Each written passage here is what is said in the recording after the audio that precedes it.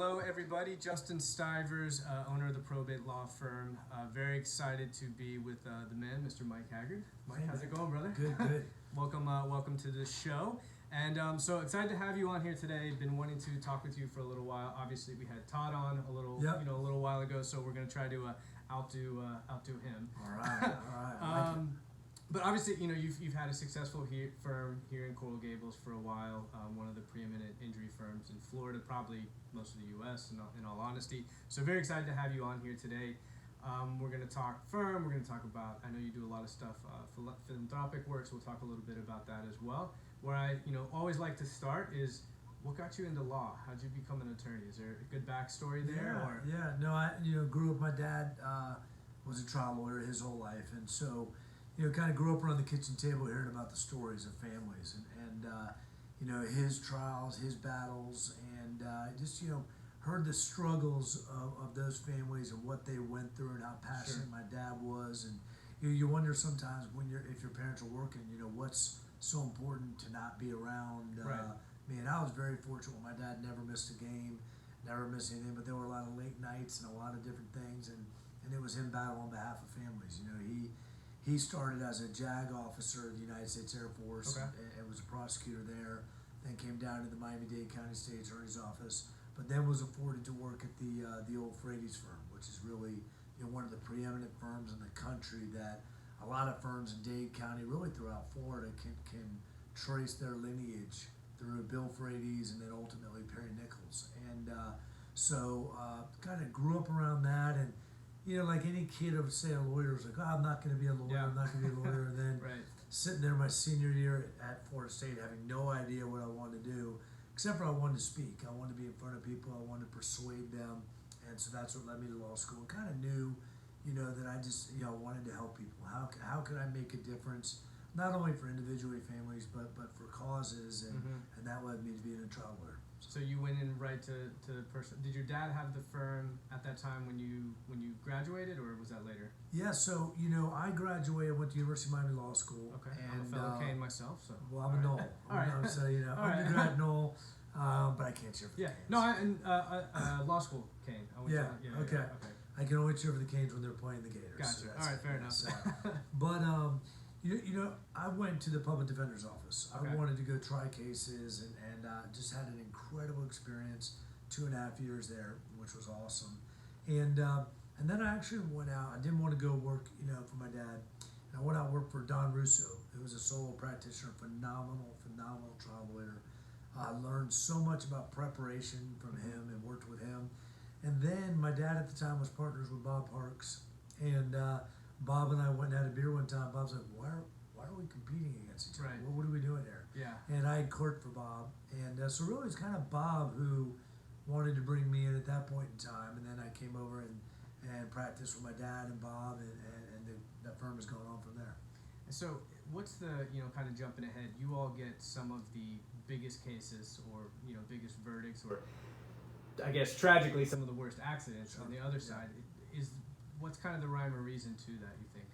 Well, I think it all starts with reputation. Sure. You when you're a personal injury trial lawyer, you get cases from referral lawyers, word of mouth, and then also through your work in the community. So we handle all types of catastrophic injury and wrongful death cases. Whether it's the first cell phone distraction case that my dad tried. He and I tried that many years ago when cell phones first came out. Okay. And from that type of case to now, we do a lot of obviously negligent security work, a lot of child drownings, but products liability. We do trucking cases, all those kind of things. It's just all the contacts you've made over the years that trust you and know the type of firm and lawyer that you are. Right. That's how we get our cases. We don't advertise. We don't do anything like that. So we're still word of mouth. Yeah. And we were talking about that a little bit earlier, that what you all do is not the typical, typical car crash case, right? I mean, for the most part, you all are handling, catastrophic injuries, and I think, to your all credit, you've built such a great reputation handling those cases. That's why you get a lot of these referrals. Yeah, I mean, people gotta trust you. Yeah. That's the bottom line. When you're talking about somebody who can't talk to you, right, who's terribly brain damaged or a spinal cord injury, and their future is in your hands. Sure. And so therefore, if they had a probate lawyer, or they Right. had a divorce lawyer, somebody in their family recommended you, that's a huge Sure, responsibility. absolutely. And there's a lot of cases that, in one sense, we're fortunate enough to get, fortunate enough to handle. But at the end of the day, you're waiting for that jury out there. It's about whether you can save somebody's life or not. Yeah. And it's that serious. So people know that with our passion and determination, we put a lot into it, and it's very intense. Well, talking about that in the jury, I think when I had Todd on here, he mentioned how he got over here was he kept hearing about you getting these huge settlements, right? So I read $300 million settlements. Is that Verdicts. Verdicts, right? Yeah, Verdicts, yeah. yeah. So what is that like? No, they were all distinct, and Yeah. ironically, the verdicts of each one came in about the same, which is kind of strange, Right. Considering they were all different cases. But no, it was an amazing, terrible cases. Sure. Those, Lorenzo Peterson was a 14-year-old who was entrapped in a pool. Had people testify in that case about how they looked in his eyes as he lost consciousness underwater trying Yeah. to save him. So, but that case, Lorenzo's legacy is that there's a national law now where you can't have those types of drains anymore. And every pump in the United States now has to have a suction vacuum relief device. So, for instance, if that pump had that, it would have cut off and released Lorenzo. So I always think, when I think of him, he's passed away since the verdict, that his legacy is that he saved hundreds, Sure. if not thousands, of kids. And Lauren Hinton went through a broken pull gate, became terribly brain damaged at the age of 3. But laws and codes have passed around the country that made her tragedy less likely to occur. And she's still with us today, just turned 21. Great. I'm incredibly close with her mother. And then Sammy Brock was shot and rendered a quadriplegic outside of a strip barn in a parking lot. And we continue to handle those cases, but I think every case that we handle in that arena, especially Sammy's case, getting over $100 million verdicts sent to shopping centers, you need to evaluate the crime on your property, and you need to add security. Otherwise, this could happen to you. Yeah. And I think it's improved, and obviously gun violence is a huge problem Sure. in our country, but security is one of the ways that we're trying to combat it. So there's, I don't know, I kind of sense a theme in when we were talking before and you telling those stories. Do you feel you maybe have a higher purpose, not just within the law, not just when practicing the law itself? Talking about the reform for the pools and all of that, it kind of sounds like you're obviously doing it for those individuals who have been, injured, but it sounds like you've got maybe more of a personal, vendetta to change things and make it better. Absolutely. Yeah. I think that's what the tort system is all about. Yeah. My goal is to put myself out of business. If Yeah. I can make pools so safe that this does not occur anymore, then I've accomplished my job. I'll find something else to do, and ironically, in suction entrapment, we're almost there. There has been one suction entrapment in the United States since we passed the Virginia Grammy Baker Act, and we handled her case for her family. And because of her grandfather, who was Secretary of State James Baker, we were able to pass a law that was signed by George Bush that's made a profound impact. Now, it's tough to do that in every type of genre of law, but in the security cases, Todd and I go and speak every year to the American Society of Industrial Security, not against, but to people like Walmart and to people like Disney World. They welcome to you Boeing. there? They welcome us. I don't know why, but they, and Make friends with the enemy, I guess. That's what. and look, if usually those folks, if they're at that conference, they're the ones who want to do it right. Right. But we talk about how can we combat this problem? What can we do? Because I've sat across from enough families that have been so devastated that if there's a way to change that from societal change, from legislative change, we're all in, and that's something that's been a hallmark of our firm. We passed laws in the state legislature, we passed them in Washington, and we passed local codes here and there that will change certain things. And that's really, to me, ultimately, once you help that family, what's that family's legacy going to be? What? And a lot of our clients are. It's amazing how strong they are, and how they stay at it in the face of the worst tragedy you can think of.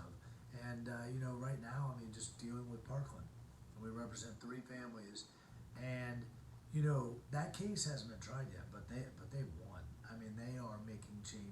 everywhere, and they're so empowering, that they motivate us to keep doing what we're doing. So talking, kind of along that same vein, and we were talking about you being past president of the FJA a couple of years ago, and we were talking about, a lot of people watch this are maybe personal injury attorneys, solo personal injury attorneys. Maybe talk a little bit about how it's almost necessary that they get more involved with organizations like that. Oh, no question. I mean, you can't be a personal injury trial lawyer in the state of Florida and not be a member of the FJA. I mean, if you are, you're doing a disservice to yourself, your profession, and most importantly, your clients. And the reason I say that really more than ever today is, I mean, look at us today. We're communicating through, a phone, a phone, a Right. social media. I mean, it's incredible. Yeah. So now, when you join the FJA, it's not just an organization. You're joining a bigger law firm. I Sure. mean, you now have A access network to listservs and questions and a form bank that isn't put in a book and stale in 6 months. That is active and living. You have mentors built in, and you have a group, most importantly, that's trying to save your practice. Yeah. I mean, if you want to be practicing in 10 years, you better hope the FJA's mission is successful right now, or you won't be. I mean, it's simple You think as that. that? Yeah. Oh, there's no doubt about Yeah. it. I mean, we handle not primarily, but obviously a large part of our practice is negligent security cases. One of the reasons they're very good in Florida is that the bad guy, the assailant, the shooter, does not go in the verdict form, cannot get a percentage of fault in Florida.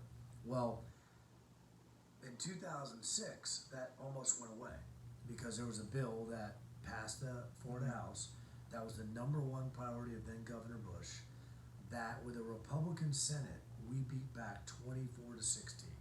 So a couple of votes go the other way, and the bad guy goes on the verdict form. And that changes everything. Everything. Yeah. Changes everything. Negotiations, verdicts, everything. But we had fought tooth and nail, spent hundreds of thousands of dollars. I was in Tallahassee with 20 other folks for 61 days that session, every day. Every single day the legislature, but let me tell you, we've done very well because of that. Our clients, more importantly, have done very well because of that. And we have definitely deterred crime because of that. I mean, the one great thing about what we do is, I don't know how many times a gas station has enacted security procedures because maybe a verdict we got that saved lives. But we know it's happening. Right. So you got to be a member of the FJA. You've got to be involved in those types of organizations. The seminar is incredible. Obviously, the networking is incredible, and everything along those lines. Is there a political future for you? Is that No. Okay. No, my giving history is so schizophrenic that giving to Democrats and Right. Republicans, that I'd be torn apart pretty quick. Gotcha. Yeah. So are you still? It sounds like you're still as passionate about this type of law and doing this work as you were way back when. I mean, what keeps you kind of going? The clients. Yeah. I mean, there's no question about it. I mean, I can't emphasize enough just how strong they are, how amazing it is. Unfortunately, right now, I represent a little boy who went through a broken pool gate. That sounds familiar. And a total code violation. And, all he can do is look at me and smile. He's going to need nursing care for the rest of his life. And what really hits me hard about that is it's 18 years since I represented Lauren Hinton in the same situation. And that family is facing that adversity, facing that uncertainty, and it's up to me to make it right for him.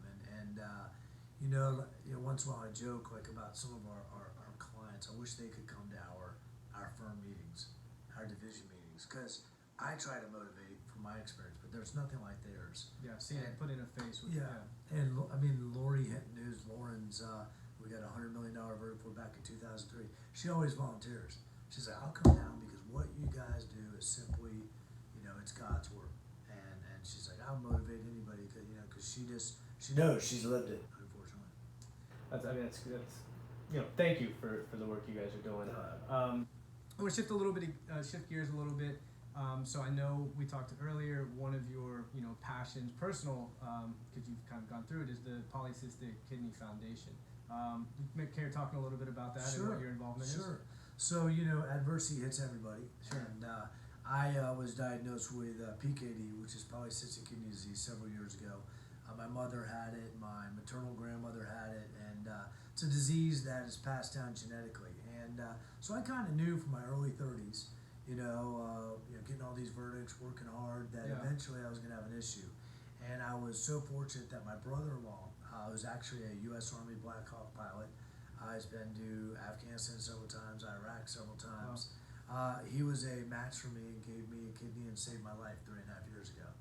And so it's a disease that affects 600,000 Americans. So my wife and I, Becky, are chairs of the Founders Council of PKD, raising money. We actually now have one drug that's for treatment that wasn't available for me, and we're on the verge this year of getting 2 more drugs that will treat this disease. But we still don't have a cure, and one thing that we learned when we it's genetic. It's genetic, yeah. So it's very important. You know that it can affect your family forever until you get a cure. And so we're incredibly involved in that. We have our 10th annual, we call it Kidney Casino for a Cure, a great casino night where we've raised over the years over $1 million for research. We're having our 10th one in May, and so we're going to blow it out. Hopefully raise over $250,000 that event. We've had, trial lawyers have been at the forefront of the fundraising for us. When I look at it, is all the great firms across this great state who I've been in battles with in the legislature. That vote 24-16, I had 16 of my best friends, and all of them lined up from the get-go and have been there every year we've done this to help other families that they don't even know. And that's what's incredible about being a trial lawyer anywhere, but really in the state of Florida.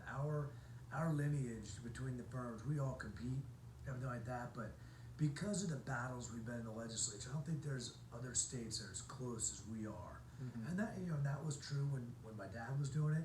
It's true when I was doing it, and now Todd will be president in a couple years, and you'll see the relationships he has with different lawyers across the state because we're all in it together. And then we all help each other's individual causes. Right. And I was so fortunate that I had over 11 people come forward to give me a kidney to save my life. And I would take people like you. Well, I don't know about that. You got some friends. But 6 of them were fellow travelers. Yeah. That were saying, hey, I'll give you, So we've got a great group, and they've helped us out there and with a lot of those causes. So you say you have an event coming up in May. What's a way for people to get involved, or best way to help you all out? Well, it's a great event. It's a blast. It's not for the liver. Because we drink a lot that night. So, but yeah, so it's over on the campus at the University of Miami, over at the Alumni Center, and I'll get the date up. But if you get on our contact list, look at our Facebook page, HaggardLawFirm.com, and we will get everything out to everybody. It's a great night. Awesome. Yeah. And so last question I always like to leave is, I know again a lot of solo lawyers, attorneys maybe starting their own practice or something like that. What would you go back and tell your younger self, and maybe give advice for someone trying to get into this business or this field? Yeah, it's tough getting into a certain firm, different firms. It's just really, really tough because there's only so many openings. So a lot of younger lawyers are starting out on their own. The biggest thing I would tell them is to reach out to firms they might admire, in the types of law that they're involved, and go sit down with folks. I tomorrow I'm meeting with 2 law clerks, and I hate to say this, but I'm not hiring a law clerk right now. So why am I meeting with them? They're watching. They might be. Well, I'm still meeting with you. And the reason why is, hey, I want to help. Yeah. Who knows? They might refer me a case one day. Right. Who knows? I might be hiring a year or 2. Why not meet as many people as you can? And people will do it. Sometimes people are scared to reach out to people. People will meet with you. So I think number 1, do that. Number 2, one thing I always say is, we all get heated, and Lord knows I get heated, and mediations or depots or trials. But one thing we got to always remember is, that one case is not going to make or break your career. And I'm not saying don't work as hard as you can on it. Just you want to keep it at a certain professional level, right? And just ethically and everything like that. So always remember you're going to have a long career. Yeah. And I think sometimes I might have overreacted here or there, and that's going to happen. But you reach out to somebody and apologize. Yeah. And I just think that's so important because you're not going to be doing this for 5-10 years. You'll be doing it a long time. Are there any videos of heated Mike that we can find? No, I don't know if I have that Joe Jamal one when he goes at it with somebody. There might be some. All right, out well, there. it's probably something. Someone's posted something. Well, Mike, appreciate it, man. Absolute pleasure having you on here. Thank you for the work you do. What's the best way people can get in touch with you and refer you cases or learn more about you or reach out to you personally? Yeah, I mean my email is mah@haggardlawfirm.com, all one word. Call anytime here. Call me 305-446-5700. But we try to help. We send out stuff to people because this is all we do. Yep. So we try to get as many networks with whether it's a divorce client, criminal Sure. law, and try to really kind of just get people to the right people. Yeah. And all work together and this great practice we have. Awesome. Thank you, Hey, thank you for all Appreciate you it, do, man. man. Appreciate Thank you. it. Okay. Talk to you guys soon.